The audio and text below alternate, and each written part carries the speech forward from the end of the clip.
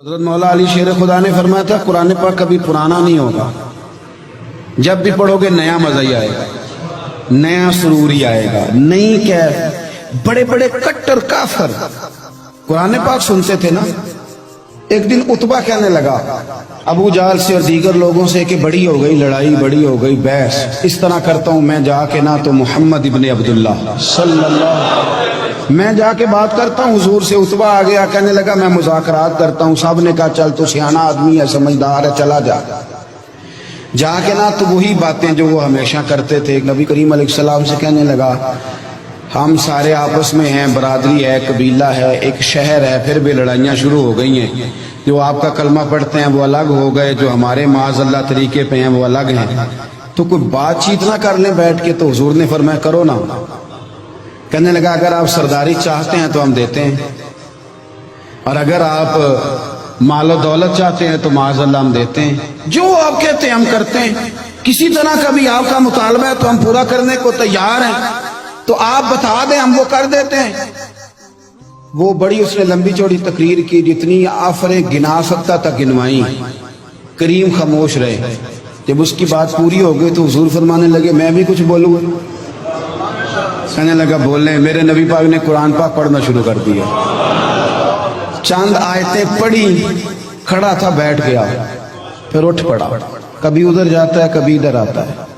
حضور نے تلاوت ختم کی، کہا کوئی بات کرنی ہے؟ کہنے لگا نہیں مجھے اجازت دے دے۔ واپس گیا، جب گیا نا تو ابو جہل دور سے دیکھ کے کہنے لگا جو گیا تھا وہ تو عتبہ تھا، اور یہ جو آ رہا ہے یہ کوئی اور ہے، یہ کوئی اور ہے، یہ وہ نہیں ہے جو گیا تھا۔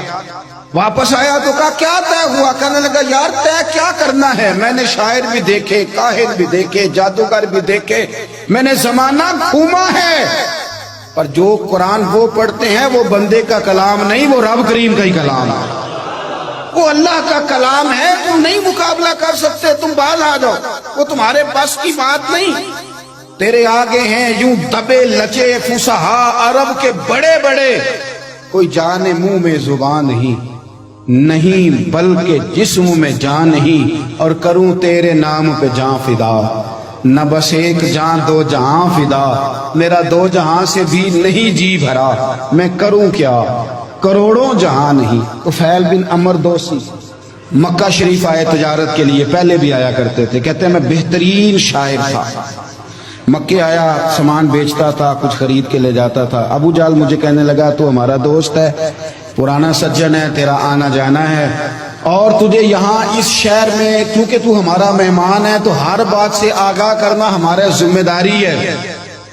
یہاں ایک شخص ہے محمد ابن عبداللہ، محمد ابن عبداللہ صلی اللہ تعالی علیہ وسلم اعلان نبوت کرتے ہیں، اور معاذ اللہ شاعر ہیں، جادوگر ہیں، ان کی تو نے بات نہیں سننی۔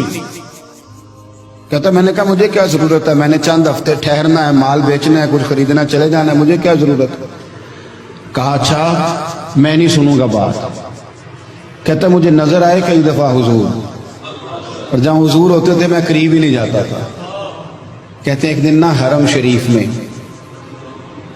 سادے سے کپڑے اور پاؤں میں سونے جوتے اور سر پہ یوں امامہ کے جیسے فرشتے بھی جھک جھک کے زیارت کرتے ہیں۔ کہتے ہیں کہ نور بھرے کیفیات حضور تشریف لائے، اور تشریف لا کے رسول کائنات علیہ السلام حرم کعبہ کے ساتھ ٹیک لگا کے بیٹھ گئے، سر سے لے کر پاؤں تک تنویر ہی تنویر ہے۔ حضور تشریف فرما ہوئے، قرآن پاک پڑھنے لگے۔ میں جب حضور کے قریب سے گزرتا تھا تو کانوں میں روئی دے کے گزرتا تھا، پر طفیل کہتے ہیں آج نا تھوڑی سی آواز میرے کانوں میں گئی، قرآن پڑھا محبوب نے۔ اور ویسے بھی کیا کمال ہوگا جب یاسین والے نبی خود یاسین پڑھتے ہوں، جب طٰہٰ والے نبی اپنی زبان سے طٰہٰ کی تلاوت کرتے، وَالضُّحَىٰ وَاللَّيْلِ إِذَا سَجَىٰ جن کے بارے میں آیا جب وہ تلاوت کرتے ہوں، الم نشرح لک صدرک جن کے سینے کی تعریف اللہ نے کی، جب وہ ان آیتوں کی تلاوت کرتے ہوں گے تو کیا شان ہوگی۔ جن کو رب کہے وَلَسَوْفَ يُؤْتِيكَ رَبُّكَ فَتَرْضَىٰ حبیب تجھے اتنا دوں گا کہ تو راضی ہو جائے گا۔ تو جب حضور خود یہ آیتیں پڑھتے ہوں گے تو انداز کیا ہوتا ہوگا۔ کہتے ہیں وہ تھوڑی آیتیں سنی پر قربان جائیں میرا تو کوئی دل ہی بدل گیا۔ میں بڑا بہترین شاعر تھا، لفظوں کے تراشے مجھے خوب آتے تھے، الفاظ کے بام و در سے میں آگاہ تھا، اچھا ادب میں جانتا تھا، پر میں نے کہا یہ کلام، یہ انداز، لو انزلنا هذا القرآن على جبل لرأيته خاشعا متصدعا من خشیۃ اللہ، یہ انداز پتھروں پہاڑوں پہ جائے تو وہ ریزہ ریزہ ہو جائیں.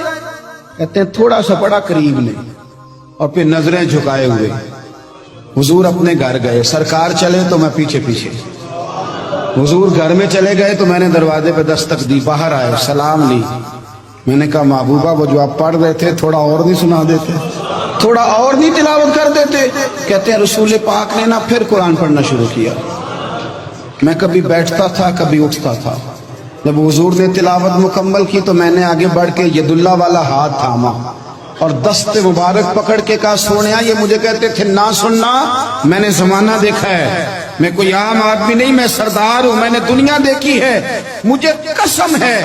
تو آپ کی زبان سے نکل رہا ہے وہ بشر کا کلام نہیں، آپ مجھے کلمہ پڑھائے، میں مسلمان ہونا چاہتا ہوں.